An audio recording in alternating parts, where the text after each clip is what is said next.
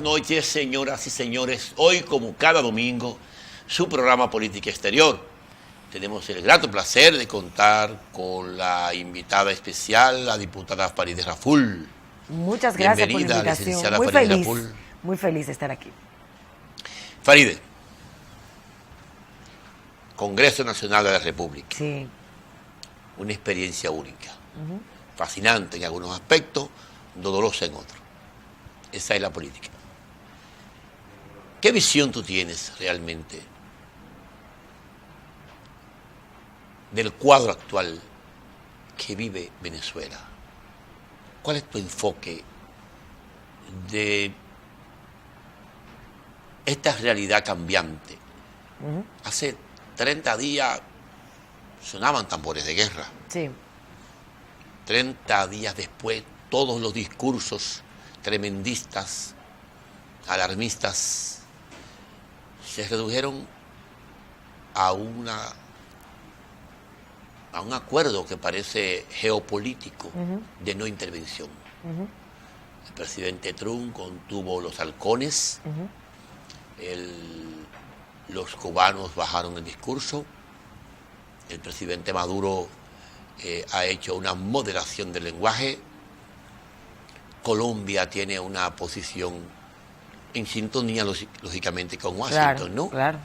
Y el grupo de presión, el grupo de Lima, no le quedó más camino que recoger el discurso y llamar a una solución política. Europa, los gobiernos de Europa que se habían involucrado de manera impresionante en este tema, aunque no es su zona de influencia, han tenido que recoger el discurso. Y la realidad de Venezuela hoy es otra. Apunta a la solución política, no apunta a la intervención. ¿Cuál es tu visión de este conflicto? Desde el principio nosotros decíamos que en Venezuela había que buscar una salida pacífica al conflicto que estaba viviendo, porque no podíamos nosotros de ninguna manera apoyar ningún tipo de intervención de Estados Unidos en territorio venezolano. Y así se unieron varias voces, incluso algunos líderes europeos pensaban lo mismo y decían no a la intervención, pero sí a la búsqueda de una solución pacífica. Al parecer se estuvo en conversaciones. Por la Constitución venezolana se tenía un plazo de 30 días para que el presidente encargado pues convocara nuevas elecciones y se hicieran comicios electorales nuevos. Han pasado esos 30 días y de manera constitucional el presidente que ha reconocido gran parte de la comunidad internacional, que es Juan Guaidó, quien es el presidente de la Asamblea, pues deja de ser desde el punto de vista constitucional el presidente encargado. Desde el punto de vista constitucional, aunque haya sido reconocido por parte de la comunidad internacional y esté recibiendo fondos económicos importantes para algunos sectores. Claro, la situación de Venezuela es un poquito más profunda. O sea, nosotros tenemos una crisis social en Venezuela muy grande. O sea, nosotros tenemos un desabastecimiento no solamente desde el punto de vista de los alimentos, sino desde el punto de vista de las medicinas, donde niños, donde mujeres embarazadas, donde personas envejecientes o personas con condiciones que tienen que sobrevivir a través de medicamentos que tienen que ingerir diario no tienen la posibilidad de hacerlo.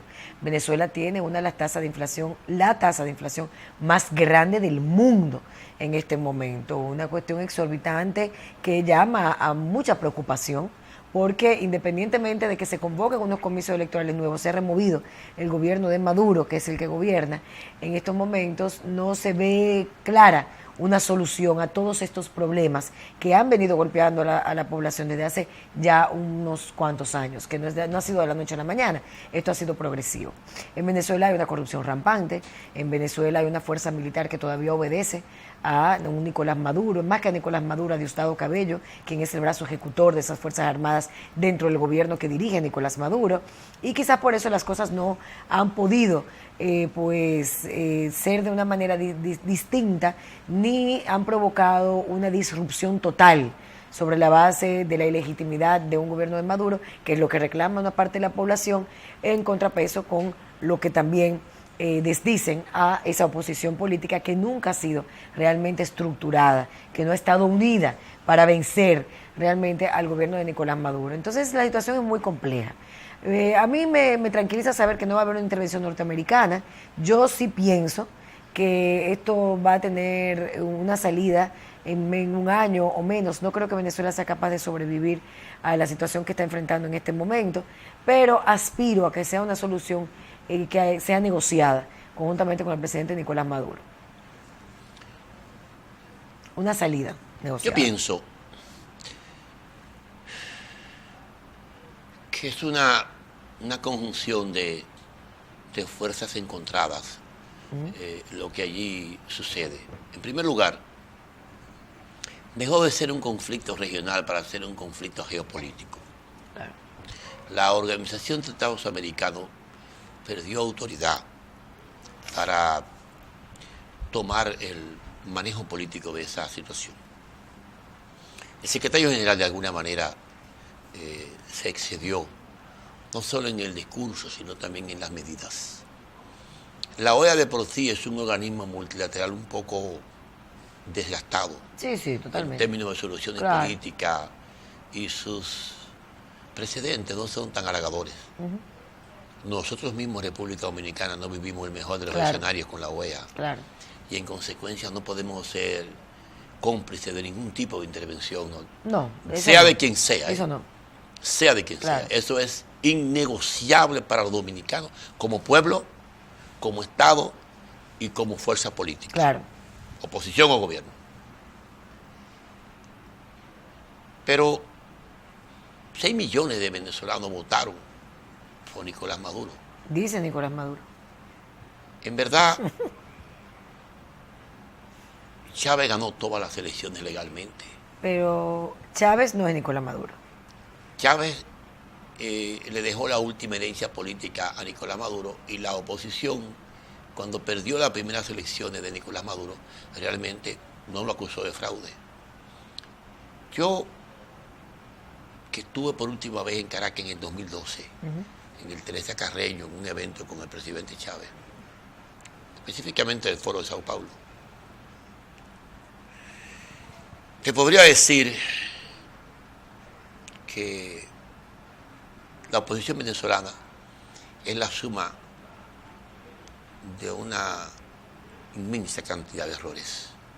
No solo en la articulación de una propuesta de nación, de un liderazgo unificado, sino de una salida política viable y negociada. Muy fracturada, el sector de los halcones, con María Corina, el sector intervencionista, el sector de la solución interna. Y se ha venido desgastando el liderazgo político, tanto en la prisión como en el exilio, lo que dio lugar a la aparición de este joven, que tampoco es una hechura tan circunstancial como aparente. Fue debidamente preparado y elaborado políticamente por sectores exógenos. Pero el error de no ir a elecciones nosotros, los dominicanos, en 1968, de no ir a elecciones nosotros, los dominicanos, en 1970, de no ir a elecciones nosotros, los dominicanos, en 1974, bajo la recomendación de Juan Bosch, en complicidad con el presidente Balaguer, le permitió al presidente Balaguer acumular una enorme dosis de poder, que hizo una negociación en 1978 que le permitió al presidente Balaguer quedarse con una buena parte de los poderes fácticos, con la justicia. Recuerda, lo que no supuso, en consecuencia, higienizar los actos de crímenes y de terror que se cometieron durante esos 12 años, porque la instrumentalización de las fuerzas judiciales quedó amarrada al viejo régimen. Eso fueron de manera que la ausencia de ir a elecciones fue un error fatal de la oposición venezolana también. Lo que recomendaban el abstencionismo, le estaban recomendando lo que aquí se había vivido en el 68, en el 70 y en el 74. Solo cuando Secundino Gil Morales se coloca una pistola en la cabeza en 1975 en la Casa Nacional del Partido Revolucionario Dominicano y amenaza con darse un tiro si no vamos a elecciones, se toma la decisión de ir a elecciones, con o sin condiciones. Yo pienso que la oposición venezolana cometió un error fatal. Y si es cierto que 6 millones de votos es el 30% del caudal total de los votos, yo te tengo que reconocer que Michelle Bachelet sacó en segunda vuelta el 25% del total de votos en Chile también. No, en Colombia pasó también. Y en Colombia pasa. Y en Colombia pasó. Es el votante que se expresa. No, pero no es la misma situación. Pero yo no creo que es la misma. Yo no creo que es la misma situación. Yo lo que te quiero decir, Faride, es que el abstencionismo da lugar claro. a justificar que quien participa es el dueño del escenario. Sí, definitivamente. Porque si tú me dices... Si es un partido que tiene el control de absolutamente todo y la capacidad de movilización de las personas y quien designa, pues definitivamente va a sacarle más partido. Lo que pasa es que el abstencionismo era lo único que unificaba a la oposición. Déjame informarte. El abstencionismo era lo único que unificaba la oposición hace 2 años, aunque no parezca viable. El abstencionismo era lo único que unificaba a la oposición. Entonces, ¿qué resultaba? Que no había un liderazgo intermedio. El líder prisionero, en la cárcel de Ramos Verde, y el líder en la oposición, que no se ponían de acuerdo, lo único que lo unificaba era la abstención. Señores, hay que reconocer que el presidente Chávez ganó 8 elecciones limpiamente. La ganó. Tú puedes decir que era un vengador social, tú puedes decir que se fue degradando el gobierno, tú puedes decir, todo se puede decir, pero también hay que reconocer que la oposición ha sido incapaz de ponerse de acuerdo con un proyecto de nación. Por eso comencé a decirte, una posición poco articulada, una posición que no ha asumido un liderazgo para coordinar una serie de políticas que tienen que desarrollar con el objetivo, claro, de poder llegar al poder y desplazar a un gobierno que ha adquirido el control absoluto de manera institucional. Eso es lo que ha permitido que ellos mantengan más el poder, definitivamente. Porque tienen por un lado a Capriles, por otro lado a Leopoldo, por otro lado a María Corina, por otro lado tiene a Antonio Ledesma, que está en España ahora, en el exilio. O sea, hay una conjugación de liderazgos que compiten entre ellos mismos y que no supieron sentarse y decir, bueno, vamos a trabajar unidos con este fin, a pesar de que ya la sociedad estaba demandando que eso ocurriera. Pero ese fue el momento en que el gobierno de Nicolás Maduro, a pesar del desgaste ya que venía, el tema de las políticas sociales, de la desigualdad que se estaba creando a otros niveles por las prácticas y el modelo económico que había sostenido el presidente Chávez en los años en que mantuvo el gobierno, aparte de que en Venezuela hay un problema serio, muy serio, y es el hecho de que los venezolanos no producen otra cosa que no sea petróleo. No comenzaron a identificar fuentes de producción en el área de servicio, en el área de producción agrícola. No se produce nada agrícola ni ganaderamente. O sea, todo es dependiendo del petróleo. Eso es lo único que ellos supieron explotar y eso ha sido un error garrafal. Entonces, cuando todas esas cosas ocurren en un régimen como el de Nicolás Maduro, que para mí es uno de los regímenes más corruptos que hay en Latinoamérica, definitivamente, desde donde surge incluso el Cartel del Sol, uno de los carteles. Pero habría que medir bien, ¿eh? No, pero yo creo que sí, Y cuando tú ves la falta de oportunidades, cuando tú ves la situación tan precaria que están viviendo los venezolanos, estamos hablando que el nivel de inflación en Venezuela ha llevado a que el sueldo mínimo de un venezolano mensual sean $3. $3. ¿Qué se hace con $3 en un mes para sobrevivir? Es una locura. En una situación donde tú estás trabajando, no generas más de 3, 5, $10 mensuales, donde hay un desabastecimiento, donde tú vas a un hospital y no tienes ni siquiera la forma de poder obtener un alcohol para poder sanar una herida, o si tú eres diabético y necesitas dializarte, ¿cuántos se han muerto? Yo tuve el caso reciente de 2 personas que venían de Venezuela y murieron antes de poder nosotros trasladarlo aquí a República Dominicana, porque eran diabéticos. Y eso pasa en muchas situaciones. Entonces, eso más la criminalidad que está afectando. Ahora vivieron 5 días sin energía eléctrica, a pesar de que se había anunciado que el restablecimiento del servicio de manera paulatina. Todavía siguen en algunos lugares sin energía eléctrica, pero lo que es peor, porque un ser humano puede vivir sin energía eléctrica, sin agua potable.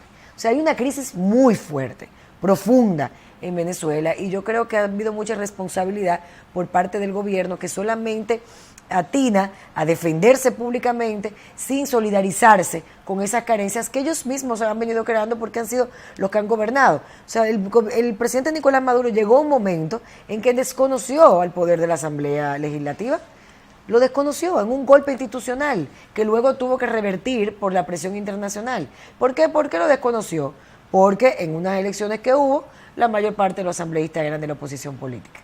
Entonces era más fácil desconocer que permitir que ellos se expresaran, y luego incluso les cerró el lugar donde va a ser la reunión de la asamblea. Entonces hay una vocación poco democrática también. Sí, pero que la vocación poco democrática, sin ser yo el abogado del señor aquel, la vocación poco democrática es de ambas partes, porque no puede ser legal la asamblea y ilegal el gobierno. Porque ¿quién organiza? Eso es un argumento que yo no estoy de acuerdo. No, pero está bien. Yo no estoy de acuerdo. No, pero el derecho a no coincidir es libre. Claro. Pero ¿quién organiza las elecciones parlamentarias? El Consejo Electoral. ¿Bajo el control de quién? Que maneja Tibisay. ¿Y responde Que a quién? es de Nicolás Maduro. ¿Quién organiza las presidenciales? También. Entonces, ¿cómo es posible que tú organices las presidenciales, gane Nicolás Maduro y sea ilegal? Porque una de las estrategias... Déjame explicar.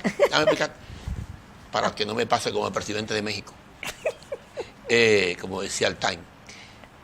¿Cómo es posible que tú me organices dos procesos bajo el mismo tribunal electoral? Porque la experiencia que tenemos del tribunal electoral dominicano es que cuando te organizan unas elecciones parlamentarias con fraude, te la organizan presidenciales con fraude.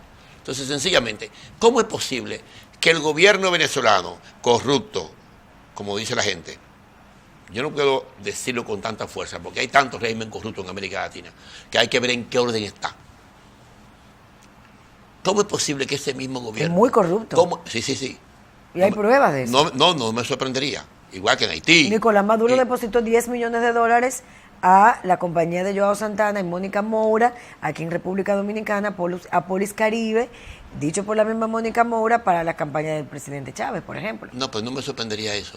Todo el mundo sabe que Odebrecht invadió el tejido social de la política de América Latina y que se llevó el sistema bancario nacional. Y que se llevó de paro todo el movimiento progresista de América Latina. ¿De dónde un canciller saca $10 millones? Bien, entonces, a mí no me sorprendería nada de eso.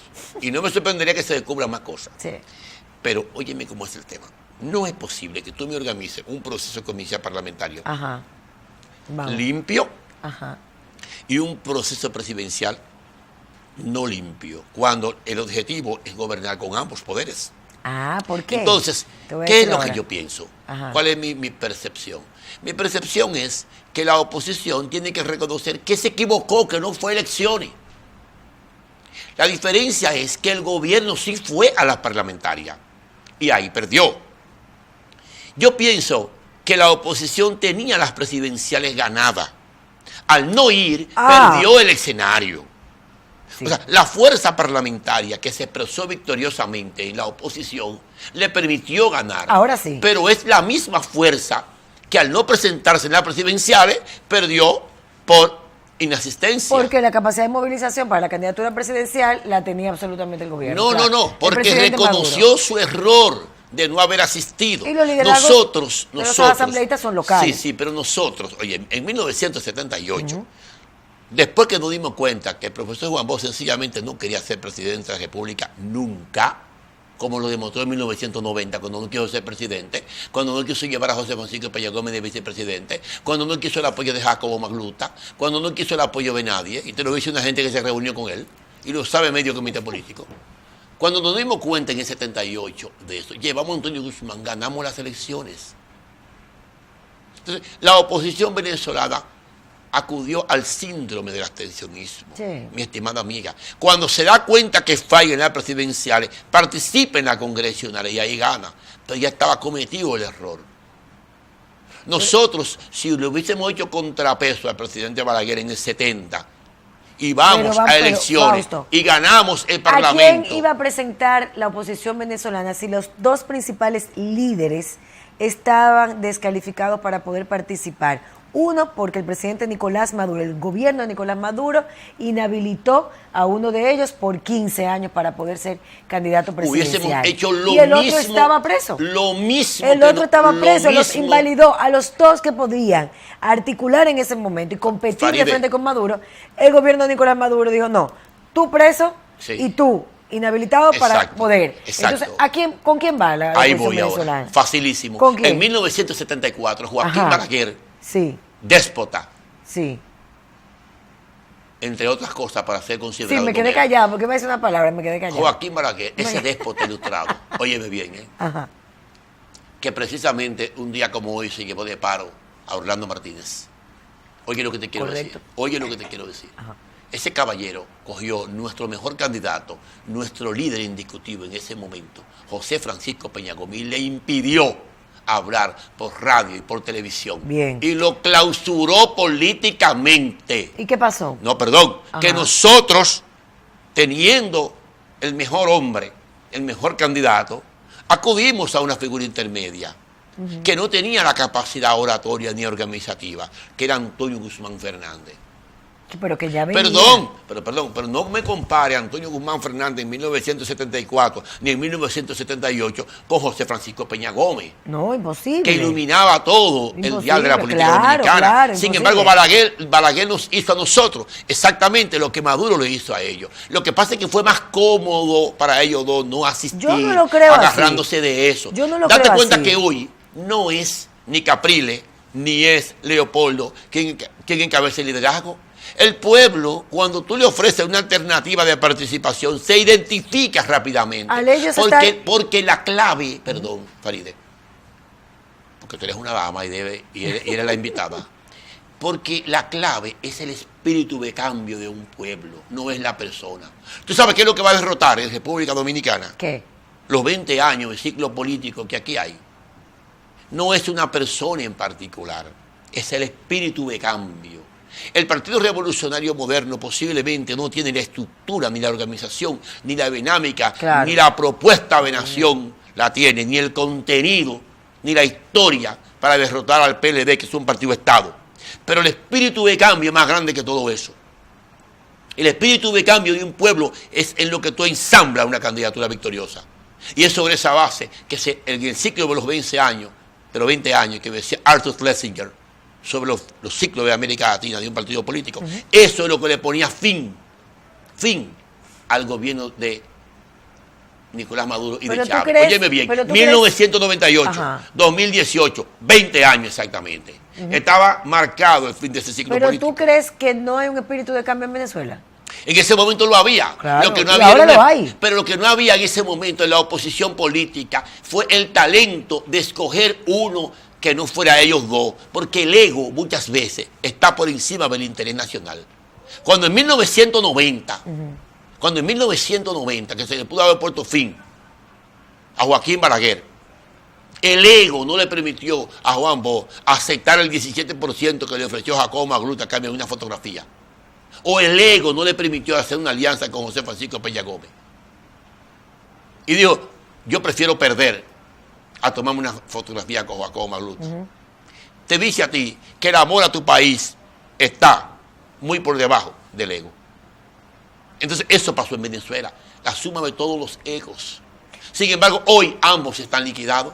Ese jovencito aparentemente se lo lleva de paro brevemente. Que no le interesa, pero no le interesa ser presidente. Perdón, eso es un sueño. No le interesa. A nadie le interesa ser presidente. No, a él no le interesa, pero no Faride, solamente que no le interesa, sino que es un discípulo aventajado Faride, ni a ti, de ni a mí, Leopoldo López. Faride, ni a ti ni a mí De no interesa ser López, presidente. Pero es un discípulo aventajado de Leopoldo. Faride, a nosotros no nos interesa ser presidente en televisión. Claro que no.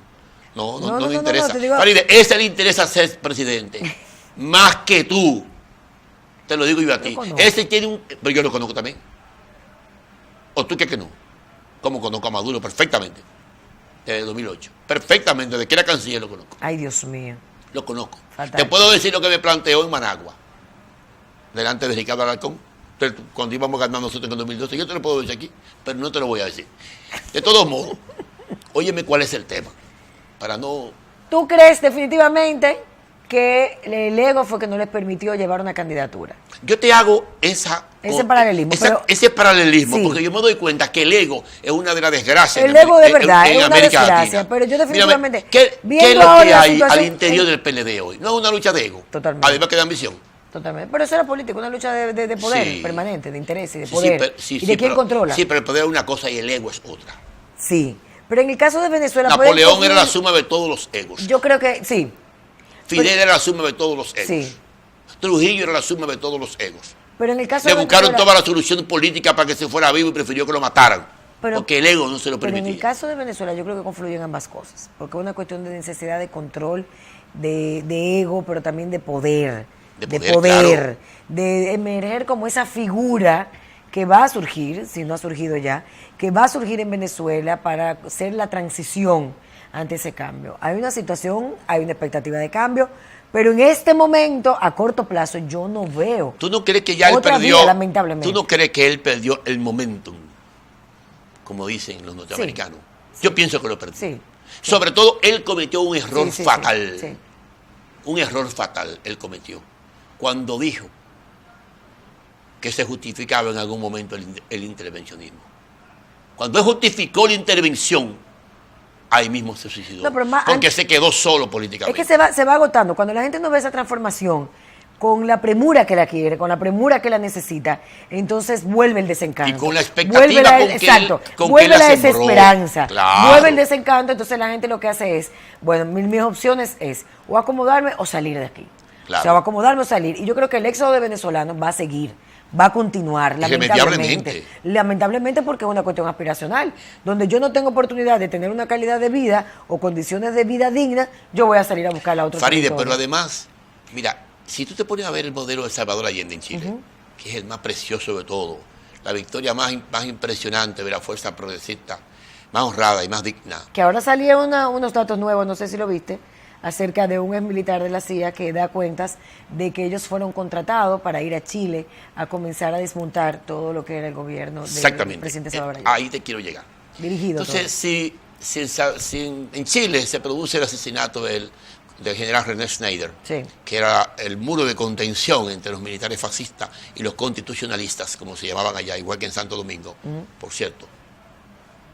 Tú no puedes pensar que en una nación como Venezuela, rica en recursos naturales, aunque muy pobre realmente en disponibilidad en este momento, consecuencia de que no tiene una clase agrícola de productores. Allí no hay lo que se llama una estructura de productores agrícolas, pero eso es cultural, ¿eh? Sí, ni ganadero tampoco. Eso es idéntico que en Puerto Rico. Exactamente, que no hay una producción nacional. Puerto Rico es idéntico. Igual, pero ni siquiera se sustenta en el servicio. El subsidio norteamericano sustituyó la cultura de producción en Puerto Rico. Exacto. En Venezuela, la riqueza del petróleo y los ciclos de los precios del petróleo le metieron en la cabeza a los políticos, a la gente, que Venezuela era una potencia millonaria. Correctamente. Primer país mayor consumidor de whisky del mundo. Primero. Eso te dice a nivel de locura colectiva de esa sociedad. Entonces, ¿qué resulta? Un país que culturalmente no es Chávez ni Nicolás Maduro, que hereda la ausencia de una clase productora, como dice el presidente Mujica.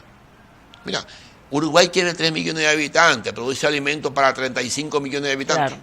¿Qué te quiero decir? Hay una cultura productiva. Hay una cultura productiva, claro. Cuando tú desmontas eso hace 50 años en Venezuela y tú instalas una cultura importadora sobre la base del petróleo, los vaivenes de los precios, sobre la base de la ausencia de un fondo de compensación para épocas bajas, como hace Chile, que va guardando un porcentaje de los beneficios, provocan estos ciclos. Argentina vivió esto en el 2000, Faride. En Argentina, tú veías a los niños en el 2000 comiendo basura en las calles. Así es. Y en Argentina no había un gobierno de izquierda. Argentina era Menem. O sea, hubo una hiperinflación en Argentina. Correcto. Espantosa. Terrible. En el 2000. Terrible. Que terrible. destrozó aquel país. Correcto. Sin embargo, en lo económico hay una coincidencia en ambos modelos. Pero Argentina tiene una diferencia, que tenía una clase productora impresionante. Ganadera. ¿Qué fue? No. Y de granos. Claro. ¿Qué le pasó a Argentina? Bueno, el tema de la deuda. El tema de una paridad falsa con el dólar, que engañaron a la sociedad. Comenzaron a inyectar dinero con deudas. Ellos tomaban deudas, para que la gente entienda, tomaban deudas, inyectaban el encaje dentro del gobierno para mantener una paridad falsa. Ojo, algo que está pasando aquí. Idéntico, ahí te quiero llevar. Algo que está pasando en República Dominicana. Pero ahí te quiero llevar. Porque el dólar va subiendo y aumentando, pero todavía, como lo está manteniendo el gobierno, con dinero que no tiene ningún tipo de sustento, no es a donde debería de estar la tasa del dólar al día de hoy por el nivel de inflación en la República Dominicana. Debería estar en un 56, 55. Faride, y está todavía un 50. Faride, en el 2024 nosotros tendremos una acumulación de deuda sobre la base de 13.000 millones de dólares, que es lo que acumula el gobierno anualmente, de unos 16.000 millones de dólares más. Eso te dice a ti que la presión... Pues se lo más claro a la gente. El 53, ahora mismo, el 52% de todo lo que ingresa el Producto Interno Bruto al país está comprometido en deuda. Y la proyección del Fondo Monetario Internacional es que en 3 años va a ser el 60%. Estoy diciendo que de todos los ingresos. Ya al 2024... ¿Ahí no está la tasa de interés? Al 2024, a 2027, yo calculo que el país, la presión de la deuda sobre el PIB, tiene que superar el 65, el 70%. puertorriqueñizando el modelo económico. Entonces, eso le pasó, eso le sucedió a quién más. Le pasó a Grecia, a Puerto Rico, a Venezuela, Argentina. Le pasó a Grecia. Y le pasó a España. Y le pasó a España. Y le pasó a Italia. Claro. Lo que pasa es que tú te puedes endeudar a un 100% del PIB. ¿Dónde está la diferencia? En lo que tú pagues de intereses. Si tú pagas un 9 o si tú pagas un 1. Los bonos del tesoro que le paga Estados Unidos a China, ¿a cuánto lo paga? A un 1 y a un 2. Entonces tú te puedes endeudar a un 100%. El problema está en el porcentaje que tú pagues de la tasa de intereses. Entonces Venezuela, con una calificación tan degradante, tiene que tomar préstamo a tasa de interés espantosa para poder sobrevivir. Tiene una condición de riesgo mayor. Es un círculo vicioso. Tiene una condición de riesgo mayor. Y también el petróleo ha bajado, el barril de petróleo, en la colocación del mercado internacional. Se rompen los acuerdos de Petrocaribe, donde han tenido alianzas también con otros países, y comienza a descender la oportunidad de la venta, del suministro y del manejo del petróleo. Entonces tú te das cuenta que qué complicado es el tema. Por eso te digo, yo no creo que esta situación, independientemente de que se cambie de gobierno, lo cual traería de verdad un alivio porque crearía otras expectativas para la gente, se solucione de la noche a la mañana. No es tan fácil. Hay que desmontar toda una estructura que se ha venido creando. Pero hay otro tema. Es un tema de política interna en los Estados Unidos. También lo es. Si tú le colocas una intervención militar en el medio de una campaña electoral al presidente Trump, pone en juego completamente su reelección. Claro. Automáticamente se lo lleva de paro. Y factores internos de política interior en Estados Unidos modifican su concepto de política exterior hacia América Latina. ¿Comprende? O sea, es un tema complicado, porque eso obliga a naciones como España, por ejemplo, que no es una nación cuya política exterior está ensamblada. Además, déjame decirte una cosa, yo pensando ahora que tú estás hablando, y lo conversaba el otro día con un amigo, yo no creo que nunca la intención de los Estados Unidos ha sido intervenir en Venezuela. Primero porque fíjate la magnitud de las intervenciones militares que ellos han hecho y en cuáles países la han hecho. En República Dominicana, un país muy pequeño. Países pequeños. Intentona en Cuba, países pequeños. Nicaragua. Haití. Venezuela es Grenada. Un gran país, con cordilleras muy grandes. Que tú le tienes que meter por lo menos 1 millón de hombres. Una locura. Es una locura. En términos matemáticos. En términos matemáticos y de estrategia militar. Ellos nunca han hecho eso en Perú, en Brasil. Nunca. En Chile. Ellos han abusado de su posición dominante dentro de la política con países pequeños. Pero no en países de igual magnitud desde el punto de vista geográfico. Entonces yo no creo que la intención de ellos nunca ha sido ese. Yo sí creo que ellos ejercieron algún tipo de presión y la siguen ejerciendo. Bueno, pero ellos tienen 7 bases militares en Colombia. Exacto, la tienen cerca. Tú sabes que es un mundo de contención, ¿no? Y sirve también para decir, bueno, yo estoy cerca y adentro yo tengo gente. Son una que influencia. está chequeando, que estoy trabajando, que están. Y yo creo que tienen gente adentro. Totalmente. Claro que tienen gente insertadas y que están pasando informes. Y haciendo travesuras. Y que se han comunicado también, no descarto que se hayan comunicado con el presidente Nicolás Maduro. Haciendo travesuras. Todo eso ha pasado. Pero de ahí una intervención real, yo no creo que Estados Unidos vaya a hacer. O sea, tú entiendes que en términos matemáticos ellos han calculado el costo, hombre y economía. Claro. ¿Y el retorno que va a tener? El retorno es infinito. Es infinito, porque pero quedarse con la reserva petrolera. ¿En cuánto tiempo? Eso sí. ¿Y será tan fácil? Tampoco lo es. No le garantizo una intervención. Dominar el país completo no es tan sencillo. No es sencillo. Sobre todo, que el componente más compacto que tiene Venezuela no es ni siquiera el partido de gobierno ni es el gobierno como tal. Es el ejército. Claro. Parece mentira. Claro, el ejército más que madurista, lo que es chavista. Y entonces yo estoy sorprendido con la compactación, con el nivel de definición que tiene el ejército en términos nacionales de defensa de sus recursos naturales. Por eso no ha habido fractura. Por eso no ha habido, están todos Pero ahí. En el peor de los escenarios no se ha fracturado. No. O sea, en el de la escasez. Sí, nada. Que lo afecta a sus familiares. Claro. Eso es una cosa impresionante y eso hay que reconocerse. Y tiene 5 cabezas, 5 generales que son prácticamente los que dominan a todo ese ejército. Aparentemente. Yo pienso que no. Yo pienso que la plataforma de oficiales fue muy bien trabajada. Porque sin base, tú no puedes, con un mando de 5 generales, hacer eso. No, pero me estoy acordando de algo que Trotsky analizó muy bien a propósito de la formación del Ejército Rojo y todo eso. Cuando le tocó, él dijo, es que tenemos que elegir a estos porque están defendiendo a la patria y no saben por qué. Esos van a ser leales, aunque no sean partícipe de lo que nosotros queremos con una revolución. Claro. Y eligió a esos. No son parte de nosotros, pero esos son los que tenemos que tener para luchar. Es como algo lo que pasa en Venezuela, del chavismo. O sea, ellos están apegados a esa nostalgia del chavismo, de esa ideología que no racionalizan que ha podido fracasar, sino que pueden disculpar la falta de política o la falta de las carencias que tiene a cuestiones externas. No pero cuando visualizan a la oposición, exacto, la ven como la culpable exacto, de todos los fracasos. Conjuntamente con una comunidad internacional. Presionándolo y además humillándolo y diciéndole que le ponga las armas y que se entreguen. Qué increíble la lógica, ¿eh? ¿Tú te das cuenta? Sí. Es complicado. Sí, es complicado. No es un tema de Maduro y de Guaidó y ya. Y la gente no, porque si fuera de Maduro yo te diría que se vaya mañana. Claro. Yo quiero que se vaya, pero que se vaya con Diosdado y con Delcy. Que salgan de Venezuela. Pero cuando tú me propones... Pero es un poquito más complejo, hay que analizarlo. Es multifactorial. Claro. Es multifactorial. Por eso insisto, no es con el ascenso de la oposición simplemente que se va a lograr. No, la solución del problema. No. Pero sí el ascenso de otras con un acuerdo de país. Personalidades debería de darse a través de un acuerdo político, donde ellos deben tener la sensatez de deponer las armas, pero no sé si están en la capacidad, por lo menos Diosdado no está en la capacidad. En lo que sí yo estoy de acuerdo es en la convocatoria de un nuevo proceso comercial. Yo también. Completo. Total. Pero completo. Sí, total. Que participe todo el mundo.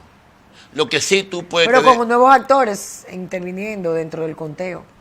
Oye, lo que dice el final de un ciclo político es que no hay manera de tú en este momento, si la oposición es capaz de presentar una propuesta de nación y presentar un liderazgo renovado serio, perder. Lo que sí tú tienes que pensar es que allí va a haber una solución tipo Nicaragua. Cuando el Frente Sandinista perdió las elecciones en 1990, de la oposición de derecha, entregó el poder, pero el ejército siguió siendo sandinista. Nunca el ejército volvió a ser una fuerza represiva y al servicio de lo peor. Y doña Violeta hizo un gobierno sin autoridad. Y luego vino el vicepresidente y hizo otro gobierno igual. Y luego vino Arnoldo Alemán y hizo otro gobierno igual. Sin embargo, volvió el sandinismo a los 12 años. Ganó y las Fuerzas Armadas de Nicaragua fueron el muro de contención para que no se perdieran los derechos adquiridos. Ya. Y todavía, a pesar de todo lo que está pasando, mira dónde están. Exactamente. Entonces, yo pienso que si hay una solución en Nicaragua, en Venezuela, hay que tomar en cuenta la compactación de las Fuerzas Armadas de Venezuela. No, definitivamente. Porque sin la participación de las Fuerzas Armadas de Venezuela, ya sea en unas elecciones o ya sea en una solución de tipo cívico, las Fuerzas Armadas serán las que van a decidir. No, totalmente. Sin eso, nada cambiará. Faride, hay otro tema que me interesa analizar. México se ha dado en contradicción con lo que es la tendencia en América Latina hacia el conservadurismo político, como tú pudiste ver en Chile, como tú pudiste ver en Argentina, como tú pudiste ver en Perú, en Colombia, y como pudiste ver en Ecuador, donde lo que hay es más venganza que otra cosa, ¿no? Porque el presidente Lenín Moreno no es ningún dirigente de derecha, pero allá hay un problema de ego y de venganza, porque finalmente son el mismo partido. Pero en esas grandes naciones se impuso la corriente conservadora y vino el final de un ciclo político progresista, como sucedió con Brasil. México es el contrapeso, el equilibrio, una gran nación con mucho peso, que había perdido el impacto de su política exterior en América Latina, porque se concentró en su relación con los Estados Unidos a través del NAFTA. Y gana Andrés Manuel López Obrador, un hombre de leyenda, capaz de desarticular todo el aparato político de México, el PAN, el PRI, todo se lo llevó de paro con una fuerza nueva, Morena. El Movimiento de Renovación Nacional Morena, y con una coalición para un nuevo México. Sin embargo, el presidente López Obrador, de quien soy admirador y a quien respeto, en mi lectura tiene una sobreexposición mediática, haciendo una rueda de prensa diario.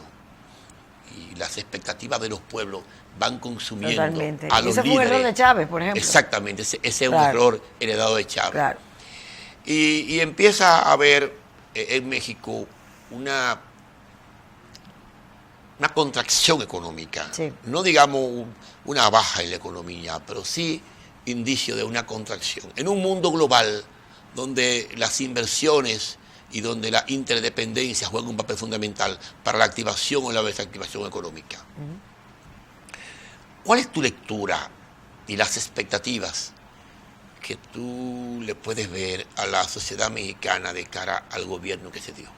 Mira, yo no quiero apresurarme porque hay que observar muy bien qué va a pasar, porque en principio... Es una pregunta... sí, por eso yo no quiero apresurarme. Sí, cuando gana Morena se da un paso interesante, es la tercera vez de López Obrador lanzándose a candidato presidencial de México, rompe un poco con su discurso radical de centro izquierda, de izquierda, y incluso incluye en sus filas a sus adversarios de derecha. Claro, para claro. que hace una gran alianza, un pacto. Flexibiliza posición y es lo que lo catapulta hasta la presidencia Así se de llamaba México. Alianza por México. Alianza por México. Y comienza con un discurso de renovación, con un discurso de ético, de transparencia, en contra de la corrupción, de perseguir a los corruptos, y en un momento donde nuestros países están... de desmontar el oropel del Estado. Exacto, de desmontar todo esto, pues entonces eso lo hizo ganador, Nelson. Después de un presidente tan malo, con tan mala fama como Peña Nieto también. Varios presidentes. Varios, pero lo de Peña Nieto no tiene madre. Entonces, porque era todo un muñeco personificado, con una vida de novela, ligado a los Salinas. Un personaje. Un personaje. Y bueno... que también lo agarra la baja del petróleo, que lo agarra también la baja del petróleo. Y ahora están tomando medidas que pueden parecer populistas, pero que están cayendo bien. Hoy precisamente veía una nota de que se estaba reformando la Constitución mexicana, se acaba de reformar, para dar más derechos a las mujeres, para garantizar una serie de derechos y para eliminar parte del dispendio económico que estaba garantizado y dándole poder a algunos ministerios del gobierno mexicano. O sea, que él sigue en una transformación. Hay que ver, porque por ejemplo esa sobreexposición que tú dices diaria, a mí no me gusta mucho. Para nada, yo vi un Chávez consume el capital político muy temprano. Consume el capital político. Un presidente no es el que va a resolverlo absolutamente todo. Un presidente dirige políticas que realizan parte de un equipo de trabajo. Es un coordinador. Es un coordinador de un de gabinete. Políticas públicas, exacto. Y donde cada quien tiene que hacer su parte.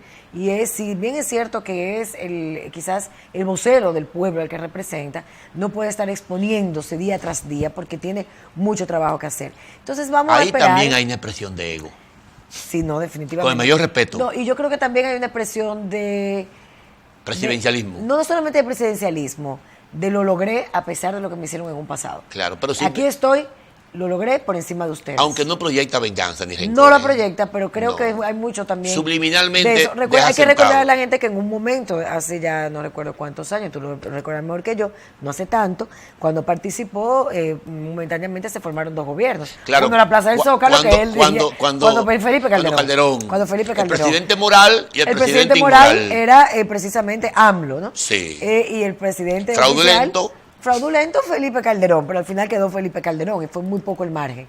Y ahora luego escribió un libro hablando de la mafia institucionalizada, cómo llevaba al poder a los presidentes mexicanos y ya al final se hizo presidente. Morena es un movimiento que hay que ponerle mucha atención porque está mostrando la fuerza de una generación que no estaba participando en política, a la cual no se le puede hablar tanto, a la cual no se le pueden dirigir discursos ya verticales, la comunicación tiene que ser más horizontal, a la cual AMLO apeló a través de la tecnología, del uso de la tecnología y de elementos modernos que incluyó en su campaña presidencial. Fíjate que ya no era Andrés Manuel López Obrador, era AMLO. Y en un celular tú tenías perfectamente un cover donde decía AMLO con un corazón que especificaba que la O era de que tomabas a AMLO. Esas innovaciones son muy, muy importantes porque no le estamos poniendo carácter a esa generación que viene subiendo, que le han denominado los millennials, que son ya las personas que nacen entre finales de los años 70, principios de los 80 y crecen entre los 80 y los 90. Ya son adultos jóvenes, pero son adultos, tienen más de 25 años, no son de 18. Ya son la clase profesional, la clase productiva, la que está buscando el trabajo, la que se quiere casar. La que asumió la tecnología como estilo de vida. Los primeros nativos nativos digitales, Claro. nativos digitales, no fueron análogos, nacieron y ya tenían la tecnología. Esa generación que se quiere casar, que quiere tener hijos, que quiere hacer maestría, que quiere comprar un inmueble, que quiere viajar. Que habla 4 idiomas. Que habla 4 idiomas, que tuvo acceso a maestría, o sea, es otro el lenguaje y la comunicación. Entonces hay que esperar a ver qué sucede. Yo Faride, estaré pero próximamente esa por allá. generación Sí.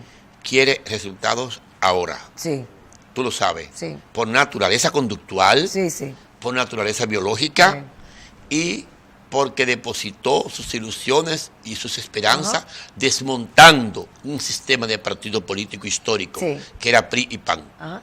Un sistema de 100 años. Hay que ver cómo se consolida Morena ahora como partido Sí. político en el poder. Ahí te quiero llegar. Porque hay un problema. Ahí te quiero llegar. Una cosa es un movimiento político Ajá. electoral Una agrupación. incluyente, Exacto. donde participan todas las fuerzas vivas de la nación Sí. en torno a un cambio como plataforma de cambio. Y otra cosa es tú construir una maquinaria política permanente. Eso- Entonces allá que te quiero llevar. Ahí es. Pero Como yo y sé que tú ahora eres hay que- profunda, hay que observar como bien, yo por sé eso que te te lo gusta dije. México, Me encanta. como yo sé que tú le das seguimiento a la política mexicana, Me yo encanta. te pregunto cómo tú haces un ensamblamiento entre las expectativas de la gente. No están haciendo señas, pero no importa. Entre las expectativas de la gente por un cambio ya de la generación millennium. Las expectativas de los olvidados que están en el México profundo. Sí. Tú tienes que saber, Sí, mejor sí, que sí, yo, sí. que hay 2 Méxicos. Claro. El México oculto, ¿no? Que es el México de la economía subterránea. Claro. El México visible, que es el México financiero. Claro. Y luego el México olvidado, que es el México de los indígenas. Entonces aquellos 3 Méxicos cohabitan bajo la plataforma de una sola nación a la que tú tienes que buscarle soluciones inmediatas. Por eso te decía, ¿Cómo tú le das solución inmediata Mira. con un discurso solamente y con un partido que llegó con el voto de agotamiento? 2 cosas. Él lo hizo precisamente una diferenciación. Él disgregó los discursos, los contenidos. Él iba a una zona de México y hablaba totalmente distinto que como hablaba en otras Porque hay zonas. varios México. Claro, por eso mismo, porque El sur es yo, un la México. realidad es esta, yo no tengo un discurso. Mi discurso va dirigido a esa gente en base a lo que ellos quieren. Eso es 1. 2, por eso te digo ahorita, hay que ver qué va a ser Morena a partir de ahora. Porque no es lo mismo tú construir Tú dices Morena como partido. como una institución, porque puede desaparecer mañana. Llevó al gobierno a un presidente, tiene un gabinete, no es más candidato, puede desaparecer Morena. Pero puede convertirse en una fuerza política real, en una opción duradera dentro del sistema político mexicano. Tiene 2 opciones. Ahora, hay que ver si Morena es capaz de articularse como esa opción política estando en el poder. Porque no es lo mismo tú crear en un partido político desde la oposición, definir los conceptos, comenzar a estructurar, crear una dirigencia, que estando en el gobierno... Que la gente espera resultados. Espera resultados inmediatos y además tú tienes a la dirigencia de ese movimiento trabajando desde el gobierno, no haciendo política. Claro, muy ocupada diaria. y vigilada por la gente. Claro. De todo modo, entonces, es un panorama interesante. Esa y otra pregunta. Porque habría que ver después que pase esto, si en República Dominicana podremos tener mañana un Morena. De todo modo, esa y otra pregunta tendremos que hacérsela no solo a ti, porque el tiempo se nos agota. Tendremos que hacérsela a Jacob, con quien vamos a estar en México próximamente. Ahí sí, vamos en a una hablar. conferencia Presidenta de Morena, política. como secretaria general. Secretaria general. ¿Qué opera como presidenta? De Morena, que opera como presidenta Sí. realmente. Porque allí todo el partido se fue al gabinete a excepción de ella. De todos modos, ha sido un grato placer compartir con la diputada estelar de la Cámara de Diputados de la República Dominicana, la amiga, compañera y especial ser humano, Faride Raful. Gracias, Faride, Pau. hasta la próxima. Sí, Dios lo permita. Estamos condenados a hacer un segundo programa, se quedó Siempre, corto el tema siempre. mexicano, se quedó corto la situación de nuestros vecinos haitianos, se Sí. quedó corto el tema del conflicto de los chinos con los norteamericanos de Corea del Norte, el conflicto árabe, palestino, el conflicto del Líbano, una serie de situaciones de la geopolítica mundial. Y del Brexit también, que todavía está pendiente. Y de la nueva realidad de la Unión Europea, que incluye una nueva consulta en Inglaterra. Sí, señor. Señoras y señores, hasta el próximo domingo con su programa Política Exterior. Pasen todos muy buenas noches.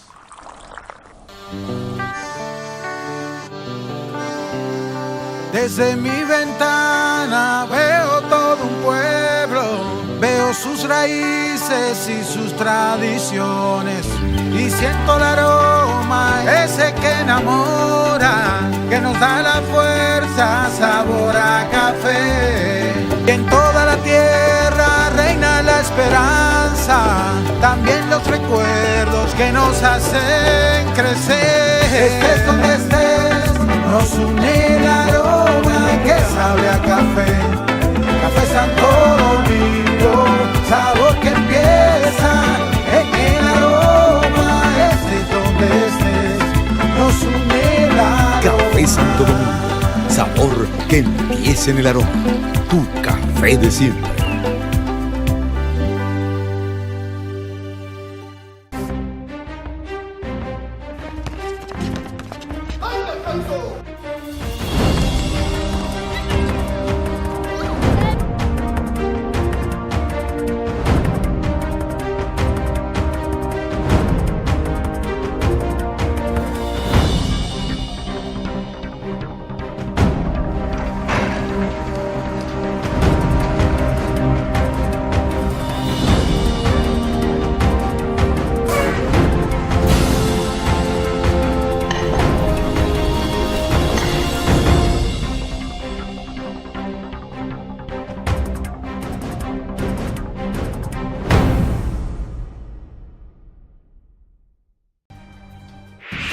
Las ciudades en nuestro país crecen, están vivas. Los túneles, pasos a desnivel, elevados y avenidas funcionan como grandes venas que conectan todo. Y como todo sistema, debe ser cuidado. En el Ministerio de Obras Públicas y Comunicaciones tenemos brigadas dedicadas exclusivamente para la limpieza de invernales, reconstrucción y construcción de alcantarillas, mantenimiento a túneles y elevados, trabajando de sol a sol las 24 horas los 7 días de la semana. Nuestra meta es cuidar la inversión que hemos hecho todos los dominicanos en estas obras. Tú puedes ayudarnos a cuidar lo tuyo. No lances basura en la calle. Así las alcantarillas se mantendrán limpias y funcionando correctamente. No pintes en las paredes, ni las maltrates. Y finalmente, no motores ni vehículos pesados en los elevados y túneles. Vamos, anímate a hacer la diferencia. Juntos, mantengamos el corazón de la ciudad latiendo fuerte. Ministerio de Obras Públicas y Comunicaciones. Más que construcciones, somos servicios. Lista para el deporte. Como en el play, pero en casa.